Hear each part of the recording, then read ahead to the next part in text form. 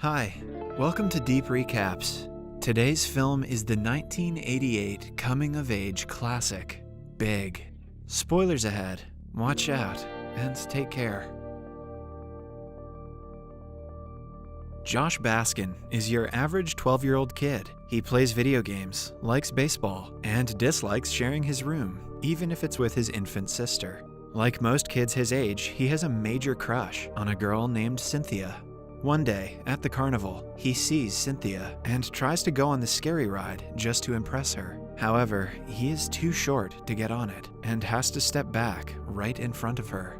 Dejected, he walks around and sees a strange machine called Zoltar. He drops some coins inside, and Zoltar begins moving in a creepy way. The machine tells him to make a wish. So, Josh wishes to be big. He then gets a card saying your wish is granted. Just then, he notices that the machine is not plugged in. Zoltar must be solar powered. The next morning, Josh heads to the washroom and sees a much older, naked man staring back at him in his reflection. This would have been a whole different thing if it wasn't a fun family drama. He freaks out and runs back to his room, where he remembers the Zoltar card. He tries to put on his pants, but they're too small for him, so he rushes into his parents' room and puts on his father's clothes. He then barely escapes the house without eating any breakfast or being seen by his mother. Josh goes straight to the site of the carnival, but finds it empty, so he goes back home. But his mother gets scared, thinking that he's a robber. She chases him around the house with a knife, so Josh escapes his home again and instead heads to school. He meets up with his neighbor and best friend, Billy. However, Billy also freaks out after being cornered by a grown man in the gym closet. So, Josh sings him their favorite song, and Billy finally recognizes him. Back at Josh's house, his parents have called the police and are now describing the intruder to them. Billy sneaks some clothes from his own home and gives them to Josh. He also steals some money from his father, and the two leave for New York to lie low for a while. Looking for a hotel to stay in, they unwittingly choose a low-grade and badly managed place. Josh gets a terrible room with bad smells. Since Billy has to be home, he leaves, promising to skip school and come back tomorrow. Josh is super scared to be here all alone. He may look big, but he's just a little kid. He hears a man screaming outside and cries himself to sleep, calling out to his mama. The following day, Josh and Billy look around for the Zoltar machine. However, they do not find it anywhere, and Josh begins to lose hope. Their best lead is to order a list of distributors who might possibly have the machine. However, the list will take 6 weeks to arrive. So, in the meantime, they look for a job so that Josh will have something to do until the list arrives, and so that he can continue to afford his hotel room from hell. They find a job offering for a computer operator at Macmillan Toys. Josh is interested in computers and in toys, so he goes for the interview. Like any good professional, Josh lies his way through the interview and actually gets the job. He starts his job at the toy company immediately, finding everything new and strange. Elsewhere in the office, Susan Lawrence informs her colleague and boyfriend, Paul, that the new Huggy Bear series is starting to flop, and they have to think up something new. Josh begins to get scared of his new environment and calls his mother. She does not recognize him, so he says that Josh is safe with him. His mother thinks him to be an abductor and demands to speak to Josh. Josh proves that Josh is safe by singing his mother's favorite song to her. His mother breaks down in tears. Sometime later, Josh gets his first paycheck and is extremely excited. $187? So he goes with Billy and withdraws the money, the most money he's ever seen in his 12 years on this earth. They spend all the money on random things. He gets a stomach ache with all the junk food, and so he calls home. Pretending to be a health clinic, he asks what they give their children for stomach aches. The next day, he goes to the company's toy store and plays around. There, he meets Mr. Macmillan, the company owner, and his boss. They get to talking about the company's toys, and Josh gives his honest 12-year-old boy's opinion on the toys there, which impresses Mr. Macmillan. Then, they reach a walking piano, where the two perform a pretty good rendition of Heart and Soul. After this timeless scene, Mr. Macmillan is happy to have done something out of the ordinary. The following day, Mr. Macmillan makes Josh the vice president of product development. Susan and Paul are furious that Macmillan chose someone who's only been around for a week for such a promotion. Josh and Billy go to Josh's new office, where Josh shows off all the cool things he gets to do, like playing with toys and reviewing them for payment. He also has his own secretary, whom he gets to order around. Billy thinks that Josh is the luckiest guy alive. Unfortunately, this is also how many grown men feel about having a secretary. Meanwhile, Josh's parents have started putting out missing notices around town, including on some milk cartons. Josh then rents out a penthouse apartment with Billy. He writes a letter to his parents, saying that he is fine and pretending that his abductors are treating him well. In the meantime, he starts enjoying his carefree life with Billy. One day, the company hosts a party. Susan takes this opportunity to try and promote her creation, but Mr. McMillian waves her off. Josh arrives just then in a fancy suit, his 12-year-old opinion of high fashion. And hey, who's to say that he's wrong? Everyone laughs at him, but Mr. McMillan finds it amusing, as does Susan. Susan invites Josh away from the party, and they leave together, much to Paul's annoyance. Josh is amazed by the limo that he's in. Susan tries to get to know him, but he ignores her serious adult talk and plays around. Susan then asks to see his apartment, so Josh takes her there.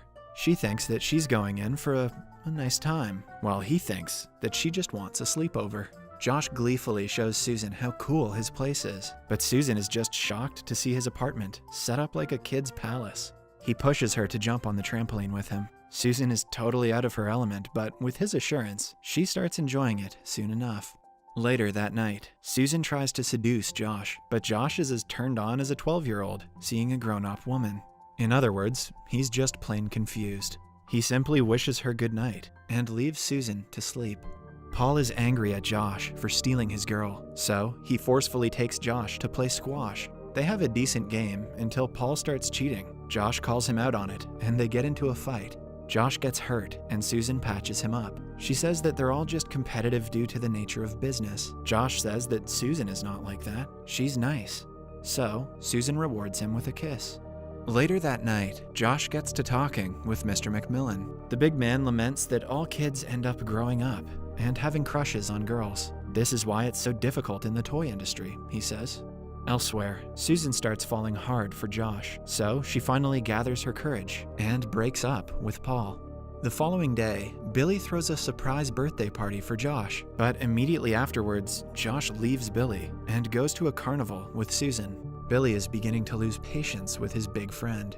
Josh and Susan have a great time playing all the games at the carnival. They're so happy together that Josh doesn't notice the Zoltar machine standing right there. Afterwards, they go dancing. As they dance, Susan starts to admit that she's falling for Josh. Josh starts to tell her his secret, but then lets his hormones think for him instead and kisses her. They then go to her place, where things start to get hot. Ooh, apples! Josh and Susan are both feeling rejuvenated in their lives. Every day seems to bring something new and great to both of them. One day, they have a dinner with a colleague. There, the man's son has issues with his homework, and Josh helps him, impressing the women there. The moral of the scene, I guess, is that 12-year-olds are smarter than women. Meanwhile, Billy calls Josh, but it is answered with silence. Sometime later, Mr. McMillan gives Josh the task of designing an entirely new line of toys. Josh does not have any ideas, but Susan encourages him to try. Josh sees some kids enjoying comic books and comes up with an idea for an electronic comic book. Susan is excited about this genius idea. Josh basically just invented the goddamn iPad. Meanwhile, Billy gets a letter from the Department of Consumer Affairs with a list of distributors who might have the Zoltar machine. He calls Josh again, but gets no response. So, he goes to the city and interrupts Josh in the middle of a call. Josh starts acting all grown up and businesslike, but Billy reminds Josh that he's really just a 12-year-old kid. That night, Billy gets to talking with Josh's mother, who is deeply distressed over Josh's disappearance. She tries to give Josh's birthday gift to him, but Billy sends it back, reassuring her that everything is going to be okay, and Josh will come back soon enough. Meanwhile, Josh starts playing a video game that he always used to play when at home. He then goes around town and fondly watches kids enjoying their childhood, playing games, going out, and more. All of this causes him to start thinking about the life that he left behind. So, he finally goes home and reveals his secret to Susan.